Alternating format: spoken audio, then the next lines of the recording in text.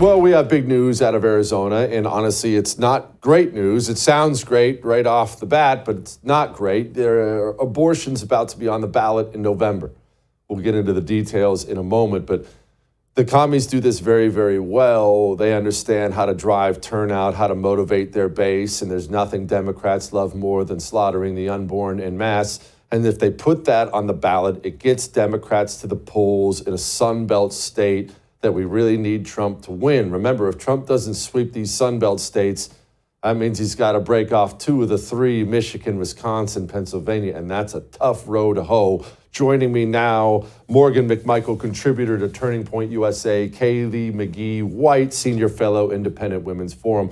Okay, Morgonn, it sounds good, right? It sounds great. We're going to tackle this pro-life thing, but man, this is the kind of stuff these people love to turn out their voters. It is. I mean, I'm from Arizona, living there for the past 2 years. And the amount of people that I see out petitioning, trying to get these signatures, which they did get enough signatures to put it on the ballot. What I find incredibly funny is abortion isn't illegal in the state of Arizona. The Democrats want more abortion. They want to kill more innocent lives up until 6 months. 24 weeks is what they're putting on the ballot. Abortion's legal up to 15 weeks in the state of Arizona, but that isn't enough for the Democrats. So now they have to push the envelope even further. And of course, they're hoping that this is going to get the Gen Z and the women vote turnout in the state of Arizona. But I know that us at Turning Point USA and Turning Point Action are doing the work on the ground, Turning Point Action chasing those ballots. So hopefully we can reverse what the left is doing here. Kaylee, am I thinking about this wrong? Obviously, I'm as hardcore pro-life as you can possibly get, so I want abortion stopped. Should I be excited? This just looks like something that's going to hurt us, though, to me. Well, it will, and we know that because we've seen historically over the past few years what the abortion amendments do in the states where they were put on the ballot. I'm from Michigan. We had our own abortion amendment on the ballot a couple of years ago, and in large part because of that amendment, Governor Gretchen Whitmer, who was pretty unpopular because of her COVID governance, soared to victory by an extremely wide margin that really no one was expecting in the state. And this also has national implications, as you mentioned. The states where abortion is on the ballot are going to be more difficult for Trump to win, even though he's tried to pivot to the center on this issue. He had a sort of a, tumble in Arizona not too long ago over their Civil War era law, and he tried to distance himself from that. He tried to encourage Arizona legislators to repeal that and to take a more moderate approach. But it's very difficult when this is Kamala Harris's only issue. She is going to hammer that repeatedly. She already has in her campaign visits to Arizona, and we're going to expect more of that from her in the days ahead. Morgonn, what's it say about us as a country that you can watch that evil tyrant, Governor Whitmer, destroy her state, ban people from buying gardening seeds, yet they will crawl over broken glass to vote for her because she allows them to kill their babies? What does that say about us as a culture now? I mean, I think it shows just the depravity of society and culture, especially among younger generations. It shows how the feminist movement has truly encapsulated women into being so pro-abortion. I don't think that feminists realize that all of the things that they're supporting are truly anti-women, and we have lost it as a culture. And this continues to snowball effect. I mean, look at also the issue of transgenderism and legalizing having puberty blockers and gender affirming care for young children. I put that on the same page as abortion. It's really just taking away children's innocence and taking away children altogether from mothers. And I really think we need to, as conservatives, speak up and be more proactive in the pro-life movement and not allow these more moderate policies to fly. Yeah, that's true. I'll tell you something, that is, at least to her credit, that's the only position Dome seems willing to take out there. Other than that, this exchange is pretty revealing.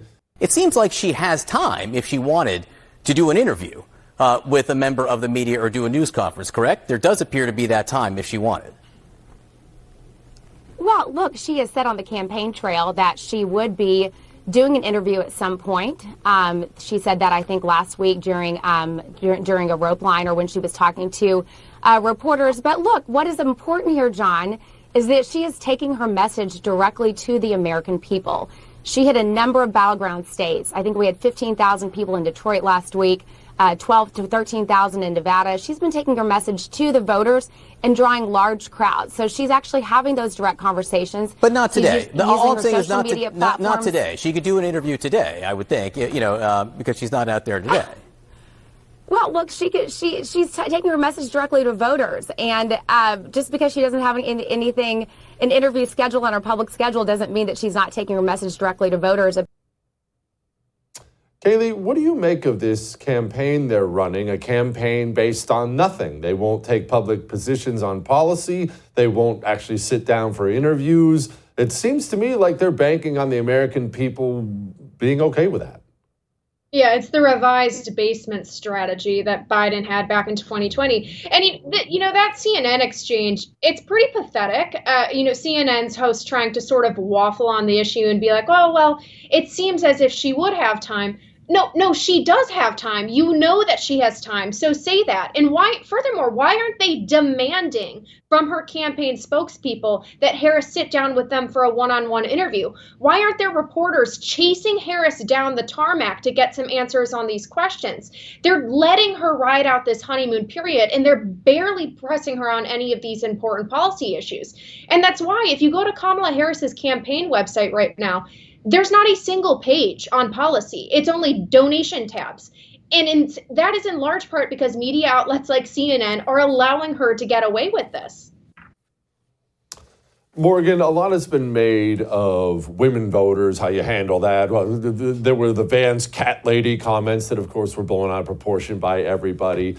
And then in response to that, the GOP does what it usually does and grabs its ankles for people who hate it. And it had to be all about women outreach and reaching single women. Okay, can we discuss what the GOP should and shouldn't be doing on outreach for their base?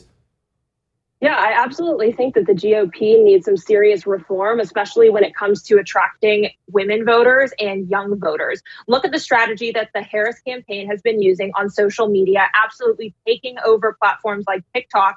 And if you think about it, there's 41 million members of Gen Z that are going to be eligible to vote in this next election. Why aren't conservatives doing a better job of talking to us Gen Zers? We need to be the ones that are actually curating trends and participating in trends and exposing what the left is promoting. And like you guys said, Harris has zero policies present or transparent with any of the American people. She's going out and doing these huge rallies with multiple women there and not talking about anything to them other than, hey, we're going to legalize abortion and reverse Roe v. Wade. And that's really not a policy to run an entire campaign on. And I really think they're just riding on the coattails of, we are the social justice campaign. The GOP, I think, really needs to just be talking to female voters more and ensuring that vote, because otherwise the left is going to continue to dominate those voter blocks. Kaylee, what is that message to women voters that would bring out the women vote? Well, I think we need to be clear about which kind of women we're appealing to, because the only demographic that tends to lean liberal out of all married men, married women, and single women is single women. Married women aren't the problem. Married men tend to vote much more conservative than single women.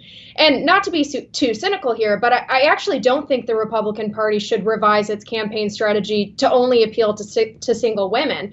I do think to a certain extent we need to give up on that demographic and push for more cultural change instead. Because the single best indicator of whether a woman is going to vote in a conservative manner is if she gets married, if she has kids, if she invests in things that are worth her time and effort, like her community, her church, her family. That is the ground game for Republicans moving forward. It's not changing our policy positions to try to win over the elusive childless cat ladies. It's actually pushing for long-term systemic change that will make a difference in women's lives and more than just their politics. Yeah, it's a cultural change more than politics. Ladies, thank you. I appreciate it. I would thank you for coming to my YouTube channel, but I know how brilliant it is, and I know you love it here. So subscribe and watch. We're going to start really ramping things up and putting some funny stuff, some interesting stuff out there, some collaborations. Either way, my YouTube channel is officially the place to be. So stick around.